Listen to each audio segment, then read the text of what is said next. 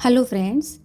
व्योमकेश से मेरी पहली मुलाकात सन 1925 की वसंत ऋतु में हुई थी। मैं यूनिवर्सिटी से पढ़कर निकला था। मुझे नौकरी वगैरह की कोई चिंता नहीं थी। अपना खर्च आसानी से चलाने के लिए मेरे पिता ने बैंक में एक बड़ी रकम जमा कर दी थी, जिसका ब्याज मेरे कलकत्ता में रहने के लिए पर्याप्त था। इसमें बोर्डिंग हाउस में रहना, खाना पीना आसानी से हो जाता था। इसीलिए मैंने शादी वगैरह के बंधन में न बनकर साहित्य और कला के क्षेत्र में अपने को समर्पित करने का निर्णय लिया। युवावस्था की ललक थी कि मैं साहित्य और कला के क्षेत्र में कुछ ऐसा कर दिखाऊं जो बंगाल के साहित्य में कायापलट कर सके। युवावस्था के इस दौर में बंगाल के युवाओं में ऐसी अभिलाषा का होना कोई आश्चर्य नहीं माना जाता, पर अक्सर होता यह है कि इस दीवा स्वप्न को टूटने में ज़्यादा समय नहीं लगता। जो भी हो, मैं व्योमकेश से अपनी पहली भेंट की कहानी को ही आगे बढ़ाता हूँ।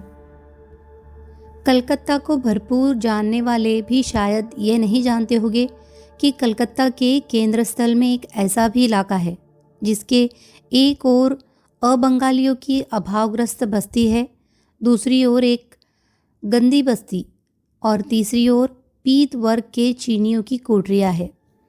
इस त्रिकोण के बीचों बीच त्रिभुजाकार जमीन का एक टुकड़ा है जो दिन में तो और स्थानों की तरह सामान्य दिखाई देता है, किंतु शाम होने के बाद उसकी पूरी कायापलट हो जाती है। 8 बजते बजते सभी व्यापारिक प्रतिष्ठानों के शटर गिर जाते हैं, दुकानें बंद हो जाती है और रात का सन्नाटा पसर जाता है। कुछ एक पान सिगरेट की दुकानों को छोड़कर सभी कुछ अंधकार में विलीन हो जाता है। सड़कों पर केवल छाया और परछाइयाँ यदा कदा दिखाई देती है। यदि कोई आगंतुक इस ओर आ भी जाता है तो कोशिश करता है कि जल्द से जल्द इस इलाके को पार कर ले। मैं ऐसे इलाके के पड़ोस में स्थित बोर्डिंग हाउस में कैसे आया, यह बताने का कोई फ़ायदा नहीं। इतना कहना काफ़ी है कि दिन के उजाले में मुझे ऐसा किसी प्रकार का संदेह नहीं हुआ। दूसरे, मुझे मेस के ग्राउंड फ्लोर में एक बड़ा हवादार कमरा उचित किराए पर मिल रहा था, इसीलिए मैंने तुरंत ले लिया। यह तो मुझे बाद में पता लगा कि उन सड़कों पर हर महीने 2-3 कटी फटी लाशों का मिलना आम बात है, और यह कि सप्ताह में कम से कम एक बार पास पड़ोस में पुलिस का छापा पड़ना कोई विस्मय की बात नहीं है। लेकिन तब तक रहते हुए मुझे अपने कमरे से एक प्रकार का लगाव हो गया था और अब बोरिया बिस्तर लेकर कहीं और जाने की मेरी इच्छा नहीं थी। दिन छिपे अक्सर मैं कमरे में ही रहकर अपनी साहित्यिक गतिविधियों में तल्लीन रहता, इसीलिए मुझे व्यक्तिगत रूप से भय का कोई कारण दिखाई नहीं देता था। मेस के प्रथम तल में कुल मिलाकर 5 कमरे थे। प्रत्येक में केवल एक व्यक्ति था। ये 5 महानुभाव मध्य वय के थे, जिनके परिवार कलकत्ता से बाहर गांव या अन्य नगरों में थे। वे कलकत्ता में नौकरी करते थे। हर शनिवार की शाम को वे अपने घरों के लिए प्रस्थान कर जाया करते और सोमवार को अपने दफ्तर जाने के लिए हाजिर हो जाते। ये लोग एक लंबे अरसे से इस मेस में ही रहते आए थे। हाल ही में उनमें एक सज्जन नौकरी से रिटायर होकर घर चले गए, तो वह खाली कमरा मुझे मिल गया। दफ्तर से आने के बाद ये सभी सज्जन एक जगह एकत्र होकर जब ब्रिज या पोकर खेलते तो उनकी ऊंची आवाज़ों से मेस गूंजने लगता। अश्विनी बाबू ब्रिज में माहिर थे और उनके जोड़ीदार घनश्याम बाबू जब जब बाजी हार जाते तब हंगामा खड़ा हो कर देते। ठीक 9 बजे महाराज खाने का ऐलान करता तो सब खेल की बाजी भूलकर शांत से खाने की मेज़ पर बैठ जाते और खाने के बाद सभी अपने अपने कमरों के लिए प्रस्थान कर जाते। मेज़ का यह क्रम बिना किसी परिवर्तन के बड़े आराम से चलता रहता था। मैं भी इस जीवन क्रम का एक भाग बन गया था। मकान मालिक अनुकूल बाबू का कमरा भी ग्राउंड फ्लोर पर था। वे पेशे से होम्योपैथ डॉक्टर थे। व्यवहार में सीधे साधे और मिलनसार सज्जन थे। संभवतः वे भी कुंवारे थे, क्योंकि उस घर में कोई परिवार था ही नहीं। वे किराएदारों की ज़रूरतों की देखभाल करते और दोनों समय खाने और नाश्ते का प्रबंध करते थे। यह सब वे बड़ी मुस्तैदी से पूरा करते थे। किसी तरह की कोई शिकायत की गुंजाइश नहीं थी। महीने की पहली तारीख को 25 रुपये के भुगतान के बाद महीने भर किसी को किसी प्रकार की कोई शिकायत नहीं रह जाती थी। डॉक्टर गरीब रोगियों में अपनी दवा के लिए काफ़ी मशहूर थे। रोज़ाना सुबह और शाम उनके कमरे के बाहर मरीजों की कतार लग जाती थी। वे अपनी दवा के लिए बहुत ही मामूली फीस लेते थे। रोगी को देखने के लिए वे बहुत कम ही जाते थे और जाते भी थे तो उसकी फीस नहीं लेते थे। जल्दी ही मैं भी उनका प्रशंसक बन गया। रोज़ाना लगभग 10 बजे मेज़ के सभी सज्जन अपने दफ्तर चले जाते और पूरे मेज़ में हम दोनों ही रह जाते। अक्सर हम लोग दोपहर का खाना एक साथ ही खाते और सारी दोपहर समाचार पत्रों की हेडलाइंस पर चर्चा करने में बीत जाती। यद्यपि डॉक्टर सादे व्यवहार वाले व्यक्ति थे, किंतु उनमें एक विशेषता थी। उनकी आयु 40 से ज़्यादा नहीं थी और नाम के आगे कोई डिग्री वगैरह भी नहीं थी, किंतु उनका ज्ञान अपार था। किसी भी विषय में उनकी जानकारी और अपरिमित ज्ञान को देखकर मुझे कभी कभी आश्चर्य होता था और मैं चकित होकर उनकी बातों को सुनता रहता था। मैं जब उनकी प्रशंसा में कुछ कहता तो शर्माकर इतना ही कहते, दिन भर करने को तो कुछ और है नहीं, इसीलिए घर पर ही रहकर पढ़ता रहता हूँ। मुझे सारा ज्ञान इन पुस्तकों से ही मिला है। मुझे रहते हुए कुछ महीने ही हुए थे। एक दिन सुबह करीब 10 बजे मैं अनुकूल बाबू के कमरे में बैठा अखबार पढ़ रहा था। अश्विनी बाबू मुंह में पान दबाकर अपने काम पर निकल गए थे। उसके बाद घनश्याम बाबू आए, वो भी चले गए। जाने से पहले उन्होंने डॉक्टर से दांतों के दर्द के लिए दवा ली और चले गए। शेष 2 सज्जन भी समय होते होते प्रस्थान कर गए। मेज़ दिन भर के लिए खाली हो गया। कुछ रोगी अब भी डॉक्टर के इंतज़ार में खड़े थे, जिन्हें दवा देकर डॉक्टर ने अपना चश्मा माथे पर चढ़ाया और बोले, आज अखबार में कोई ख़ास समाचार है क्या? हमारे पड़ोस में कल रात फिर से पुलिस ने छापा मारा है। ये तो रोज़ाना का किस्सा है, अनुकूल मुस्कुराकर बोले। बिल्कुल पड़ोस में, मकान नंबर 36, किसी शेख अब्दुल गफूर के घर में। अच्छा, मैं जानता हूँ उस व्यक्ति को, वह अक्सर इलाज के लिए मेरे पास आता है। क्या खबर में है कि किस चीज़ के लिए छापा मारा गया? कोकेन। यह रहा, पढ़ लीजिए। मैंने अखबार दैनिक कालकेतु उन्हें पकड़ा दिया। अनुकूल बाबू ने माथे पर अटके चश्मे को नीचा करके पढ़ना शुरू किया। गत रात पुलिस ने स्ट्रीट स्थित मकान नंबर 36 शेख अब्दुल गफूर के घर पर छापा मारा। हालांकि छापे में कोई गैर कानूनी चीज़ नहीं पाई गई, तथापि पुलिस को यकीन है कि इस इलाके में कोई गुप्त स्थान है जहां कोकेन का गैर कानूनी धंधा चलता है और उसकी सप्लाई पास पड़ोस तथा अन्य स्थानों में की जाती है। काफ़ी समय से यह अनैतिक गैंग बड़ी चालाकी से इस गैर कानूनी धंधे को चला रहा है। यह शर्म और खेद की बात है कि अब तक इस गुप्त अड्डे का पर्दाफाश नहीं हो पाया है और अड्डे का नेता रहस्य में छुपा बैठा है। अनुकूल बाबू कुछ सोचने के बाद बोले, यह सही है। मुझे भी लगता है कि इस इलाके में गैर कानूनी नशीली चीज़ों का कोई बड़ा गुप्त वितरण केंद्र है। मुझे कभी कभी इसके चिन्ह भी दिखाई दे जाते हैं। जानते हैं कैसे? इतने मरीज जो मेरे पास आते हैं, उनमें से नशेड़ी चाहे जो भी करे, वह डॉक्टर से कोकीन का नशा नहीं छुपा सकता। लेकिन यह अब्दुल गफूर मुझे नहीं लगता कोकेन का नशा करता है। मैं जानता भी हूँ कि नशा करता है, पर अफीम का। यह उसने खुद मुझे बताया है। अनुकूल बाबू, पड़ोस में इतनी हत्याएं होती है, क्या आप सोच सकते हैं इसकी वजह क्या हो सकती है? मैंने पूछा। इसका बहुत ही आसान स्पष्टीकरण है। जो लोग गैर कानूनी नशीली चीज़ों का व्यापार करते हैं, उन्हें हमेशा भय रहता है कि वे पकड़े न जाए। इसीलिए कोई भी व्यक्ति यदि उनके रहस्य को जान लेता है तो उनके पास उसे खत्म करने के अलावा कोई और रास्ता नहीं रहता। ऐसे समझने की कोशिश करें तो मान लो कि मैं कोकेन का अवैध धंधा करता हूँ और तुम यह जान लेते हो, तो मेरे लिए तुम्हारा जिंदा रहना क्या मुझे सुरक्षा दे पाएगा? अगर तुमने पुलिस के सामने अपना मुंह खोला तो न सिर्फ मुझे जेल जाना होगा, बल्कि मेरा इतना बड़ा व्यापार डूब जाएगा। करोड़ों रुपए का माल जब्त हो जाएगा। क्या मैं यह सब होने दूंगा? और वे हंसने लगे। मैंने कहा, लगता है आपने अपराध मनोविज्ञान पर गहन अध्ययन किया है। हाँ, यह मेरी दिलचस्पी का एक विषय है। उन्होंने अंगड़ाई ली और उठ खड़े हुए। मैं भी उठने का सोच ही रहा था कि कमरे में एक व्यक्ति ने प्रवेश किया। उसकी अवस्था लगभग 23-24 वर्ष होगी। देखने सुनने में वह पढ़ा लिखा नौजवान दिखाई देता था। उसका रंग साफ था, अच्छी कदकाठी और देखने में आकर्षक तथा बुद्धिमान लग रहा था, लेकिन उसे देखकर लगता था कि वह बुरे समय से गुजर रहा है। उसके कपड़े अस्त व्यस्त और उलझे बाल थे, जैसे उनमें कई दिनों से कंघी नहीं की गई हो। उसके जूते भी गर्द से लिपटे हुए थे। उसके मुंह पर आतुरता झलक रही थी।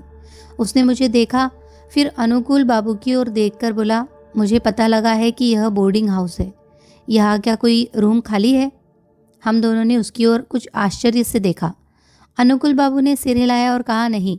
आप काम क्या करते हैं श्रीमान? वह नौजवान थका होने के कारण मरीजों के बीच बेंच पर बैठ गया और बोला, फिलहाल तो मैं अपने आप को जीवित रखने के जुगाड़ में लगा हूँ। नौकरी के लिए अप्लाई कर रहा हूँ और सिर छुपाने की जगह ढूंढ रहा हूँ, लेकिन इस अभागे शहर में एक अच्छा बोर्डिंग हाउस ढूंढना भी असंभव है। सब जगह हाउसफुल है। सहानुभूतिपूर्वक अनुकूल बाबू ने कहा, सीजन के बीच में कोई जगह मिल पाना मुश्किल होता है। आपका नाम क्या है श्रीमान? अतुल चंद्र मित्र। जब से मैं कलकत्ता आया हूँ, मैं नौकरी के लिए भटक रहा हूँ। जो छोटी सी रकम मैं अपने गांव में सब कुछ बेच कर लाया था, वह भी अब समाप्त होने को है। मेरे पास मात्र 25-30 रुपये ही बचे हैं, जो यदि मुझे दोनों वक्त खाना पड़े तो ज़्यादा दिन नहीं चलने वाले हैं। इसीलिए मैं एक अच्छे मेस को ढूंढ रहा हूँ, ज़्यादा दिन के लिए नहीं, बस यही कोई महीना 20 दिन के लिए। यदि मुझे दोनों वक्त खाना मिल जाए और रहने के लिए जगह, तो मैं अपने आप को संभाल लूँगा। अनुकूल बाबू ने कहा, मुझे अत्यंत दुख है अतुल बाबू, मेरे सभी कमरे लगे हुए हैं। अतुल ने एक निश्वास छोड़ते हुए कहा, तो ठीक है, क्या किया जा सकता है, मुझे जाना होगा। कोशिश करता हूँ यदि पड़ोस की उड़िया बस्ती में कुछ मिल जाए। मेरी एक ही चिंता है, रात में मेरे पैसे कहीं चोरी न हो जाए। क्या मुझे एक गिलास पानी मिलेगा? डॉक्टर पानी लाने अंदर चले गए। मुझे उस निस्सहाय नौजवान पर दया आ रही थी। थोड़ी हिचकिचाहट के बाद मैंने कहा, मेरा कमरा काफ़ी बड़ा है, उसमें आसानी से 2 व्यक्ति रह सकते हैं, यदि आपको कोई आपत्ति न हो तो। अतुल उछल पड़ा और बोला, आपत्ति? क्या कह रहे हैं श्रीमान? यह मेरे लिए बड़े सौभाग्य की बात होगी। उसने तुरंत पॉकेट से नोटों का बंडल निकाल लिया और बोला, मुझे कितना देना होगा आप बताएं? आपकी बड़ी दया होगी यदि आप मेरा किराया पहले ही जमा कर ले। देखिए मैं कोई। उसकी आतुरता देखकर मुझे हंसी आ गई। मैंने कहा, सब ठीक है, आप किराया बाद में दे सकते हैं, कोई जल्दी नहीं है। अनुकूल बाबू पानी लेकर आए तो मैंने उनसे कहा, यह नौजवान परेशानी में है, यह फ़िलहाल मेरे साथ रह सकता है, मुझे कोई दिक्कत नहीं होगी। आभार से अनुग्रहित होकर अतुल ने कहा, इन्होंने बड़ी दया दिखाई है, लेकिन मैं आपको अधिक समय के लिए कष्ट नहीं दूंगा। इसी बीच यदि मैं कहीं और व्यवस्था कर पाया तो मैं तुरंत चला जाऊंगा। उसने पानी का गिलास खत्म करके मेज पर रख दिया। अनुकूल बाबू ने विस्मित होकर मुझे देखा और बोले, आपके कमरे में? यह भी ठीक है, यदि आपको कोई आपत्ति नहीं तो मुझे क्या कहना है। आपके लिए भी ठीक ही रहेगा, रूम का भाड़ा आधा आधा बढ़ जाएगा। मैंने तुरंत उत्तर दिया, नहीं, ये कारण नहीं है। बात दरअसल ये है कि यह नौजवान लगता है परेशानी में है। डॉक्टर हंसा और बोला, हाँ ऐसा लगता है। तब ठीक है अतुल बाबू, जाइए, अपना सामान ले आइए, आपका यहाँ स्वागत है। जी हाँ, अवश्य। मेरे पास अधिक सामान नहीं है, बस एक बेडिंग और एक कैनवास बैग। मैं दोनों को होटल में दरबान के पास छोड़कर आया हूँ, मैं अभी जाकर ले आता हूँ। मैंने कहा, ठीक है, जाइए और लौटकर लंच हमारे साथ ही लीजिए।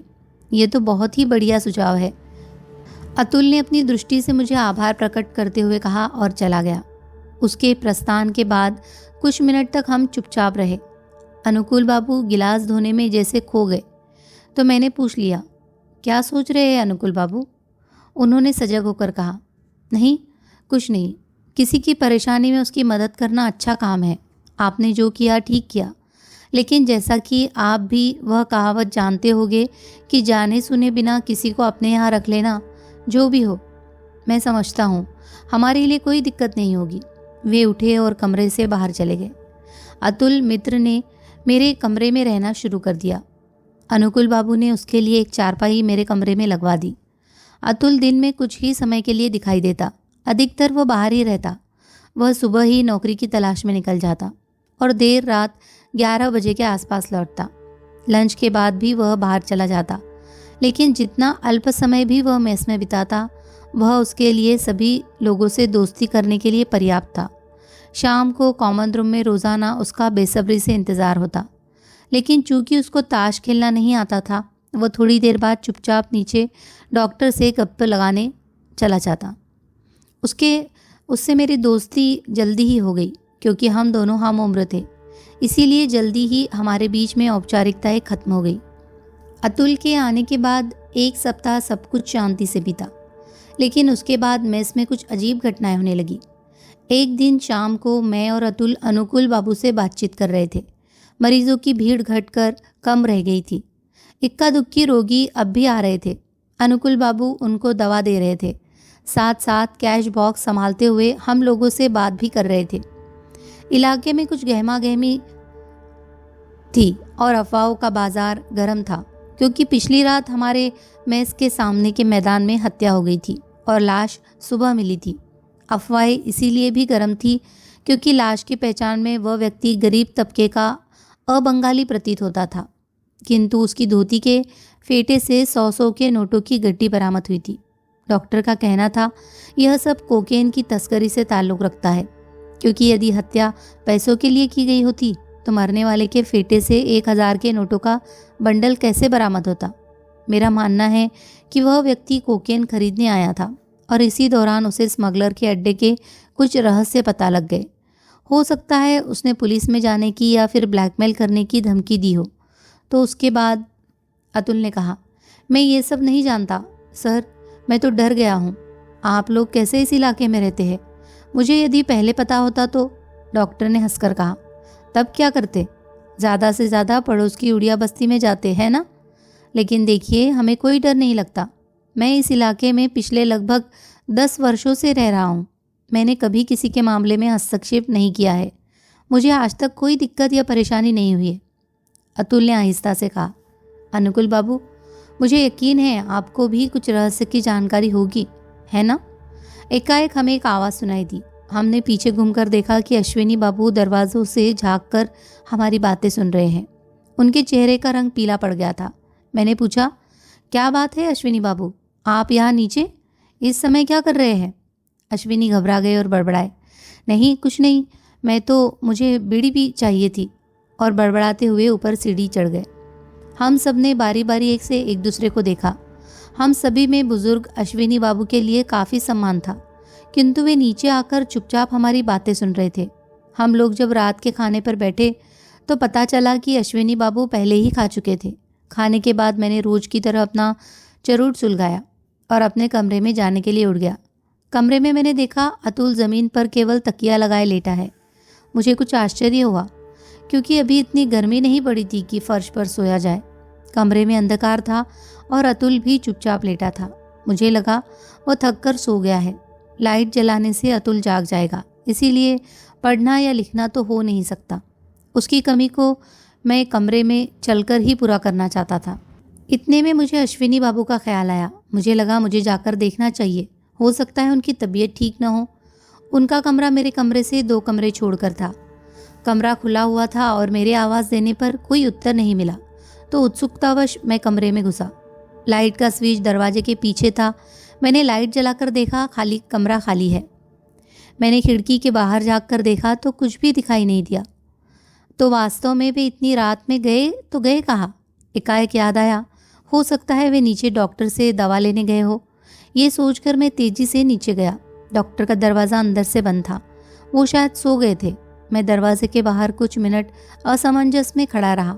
मैं वापस जा ही रहा था कि मुझे कमरे के भीतर कुछ आवाज़ें सुनाई दी। अश्विनी बाबू ऊंची आवाज़ में कुछ कह रहे थे। पहले तो मुझे लगा मैं उनकी बातें सुनूं, फिर अपने पर नियंत्रण करके सोचा अश्विनी बाबू शायद अपनी बीमारी डॉक्टर को बता रहे हैं। मुझे नहीं सुनना चाहिए, और मैं चुपचाप सीढ़ी चढ़कर अपने कमरे में आ गया। देखा अतुल जो कि त्यों वैसे ही फर्श पर लेटा है। मेरे अंदर आते ही उसने गर्दन उठाकर मुझसे पूछा, अश्विनी बाबू अपने कमरे में नहीं है ना? मैं उसकी बात से चौंक गया।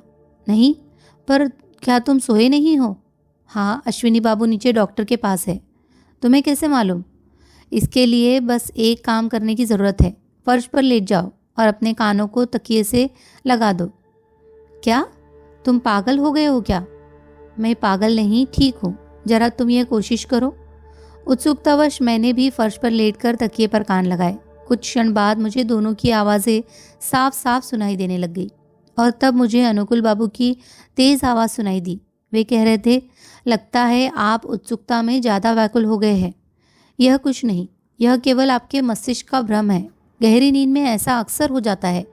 मैं आपको दवा दे रहा हूँ, उसे खाकर सोने चले जाए। सुबह उठकर भी यदि आपको ऐसा कुछ लगे तो आप चाहे जो कर लीजिएगा। अनुकूल बाबू का उत्तर जरा अस्पष्ट था। नीचे से कुर्सी सरकाने की आवाज़ों से लगा कि दोनों उठ गए हैं। मैं ये कहते हुए फर्श से उठ गया। मैं तो ये भूल ही गया था कि डॉक्टर का कमरा हमारे कमरे के ठीक नीचे है।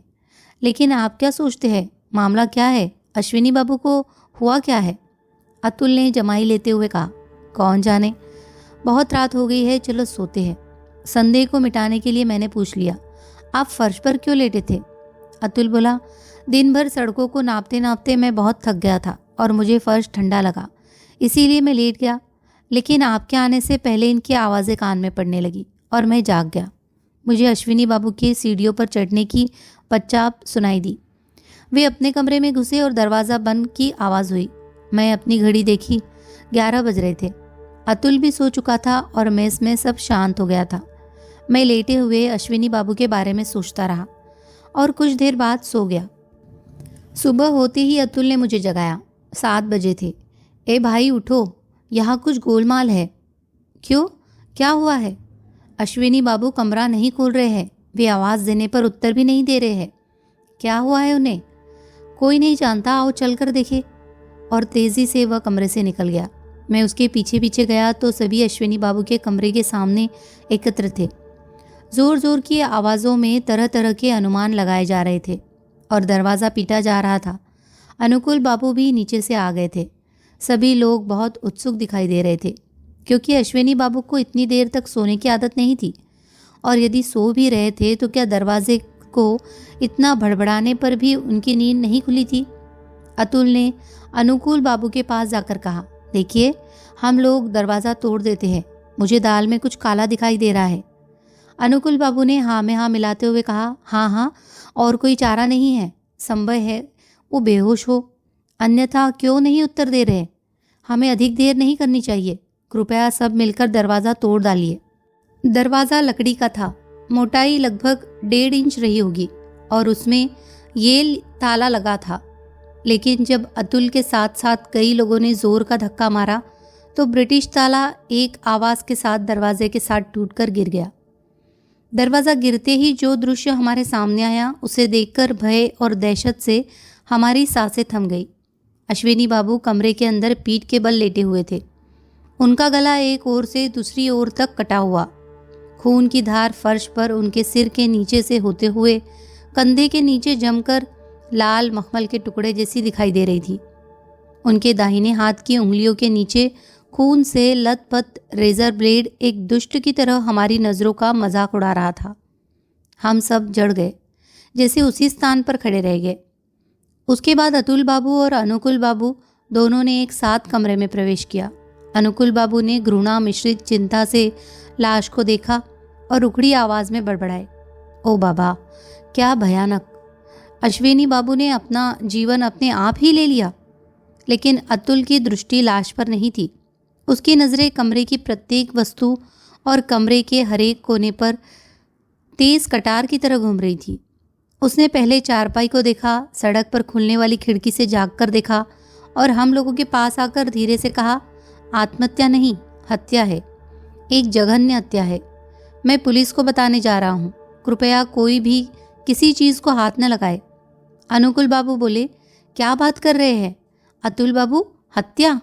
लेकिन दरवाज़ा तो अंदर से बंद था। और फिर वह देखिए, उन्होंने खून से लथपथ हथियार की ओर इशारा किया। अतुल ने सिर हिलाते हुए कहा, ये जो भी हो, लेकिन यह हत्या है। आप सब लोग यही रहे, मैं अभी पुलिस को बुला कर लाता हूँ। वह तेज़ी से बाहर चला गया। अनुकूल बाबू हाथों में अपना सिर पकड़कर बैठ गए। हे भगवान, यह सब मेरे ही घर में होना था। पुलिस ने हम सभी से पूछताछ की, जिसमें नौकर और महाराज भी शामिल थे। लेकिन अश्विनी बाबू की मृत्यु पर किसी के बयान से यह पता नहीं लग पाया कि उनकी हत्या क्यों हुई। अश्विनी बाबू एक सीधे साधे सज्जन थे। उनके मेज़ तथा दफ्तर के अलावा और कोई दोस्त नहीं थे। वे प्रत्येक शनिवार को अपने घर जाया करते थे। इस साप्ताहिक क्रम में पिछले 10-12 वर्षों से कभी चूक नहीं हुई थी। पिछले कुछ समय से वे डायबिटीज़ रोग से ग्रस्त थे। ऐसी कुछ ही बातों का पता चल पाया। डॉक्टर ने अपना बयान दिया। जो कुछ उसने कहा उसने अश्विनी बाबू की मृत्यु को और गूढ़ बना दिया। अश्विनी बाबू मेरे मेस में पिछले 12 वर्षों से रह रहे थे। उनका घर बर्दवान जिले के हरिहरपुर ग्राम में है। वे एक मर्केटाइल फर्म में नौकरी करते थे, जहां उनका वेतन 130 रुपया था। इतनी कम आय में कलकत्ता में सपरिवार रहना संभव नहीं था, इसीलिए वे अकेले ही मेस में रहते थे। जहाँ तक मैं जानता हूँ, अश्विनी बाबू एक सीधे साधे और जिम्मेदार सज्जन थे। वे उधार लेने पर विश्वास नहीं करते थे, इसीलिए उन पर कोई कर्ज वगैरह नहीं था। जहाँ तक मैं जानता हूँ, उनमें नशे आदि का कोई ऐब नहीं था। इस मेस का हर व्यक्ति इस बात की तस्दीक कर सकता है। उनके पूरे प्रवास में मैंने उनमें कभी कोई संदिग्ध आचरण नहीं पाया। पिछले कुछ महीनों से उन्हें डायबिटीज़ की शिकायत थी, इसीलिए मैं उनका उपचार कर रहा था, लेकिन मैंने कभी उनमें कोई मानसिक विकार का संकेत नहीं पाया। कल पहली बार मैंने उनका व्यवहार कुछ असामान्य पाया।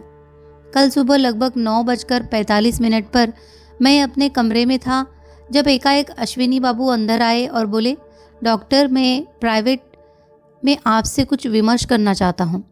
मैंने कुछ आश्चर्य से उन्हें देखा। वे काफ़ी परेशान दिखाई दे रहे थे। मैंने पूछा, क्या बात है? उन्होंने चारों तरफ देखा और आहिस्ता से बोले, अभी नहीं, फिर कभी, और जल्दबाजी में अपने दफ्तर के लिए निकल गए। शाम को अजीत बाबू, अतुल बाबू और मैं बात कर रहे थे। तब अजीत बाबू ने पीछे मुड़कर देखा कि अश्विनी बाबू दरवाजे के पीछे छुपकर हमारी बातें सुन रहे हैं। जब हमने उन्हें पुकारा तो कुछ बहाना बनाते हुए तेज़ी से चले गए। हम सभी आश्चर्यचकित थे कि उन्हें क्या हुआ है। तब लगभग 10 बजे वे मेरे कमरे में आए। उनके चेहरे से यह स्पष्ट हो रहा था कि उनके दिमाग में कुछ उथल पुथल हो रही है। उन्होंने घुसते ही दरवाज़ा बंद कर लिया और कुछ देर तक कुछ बड़बड़ाते रहे। पहले तो बोले कि उन्हें भयंकर सपने आ रहे हैं, और फिर बोले उन्हें कुछ भयानक रहस्यों का पता लगा है। मैं उन्हें शांत करने के लिए प्रयास किया, किंतु वे उत्तेजना में बोलते गए।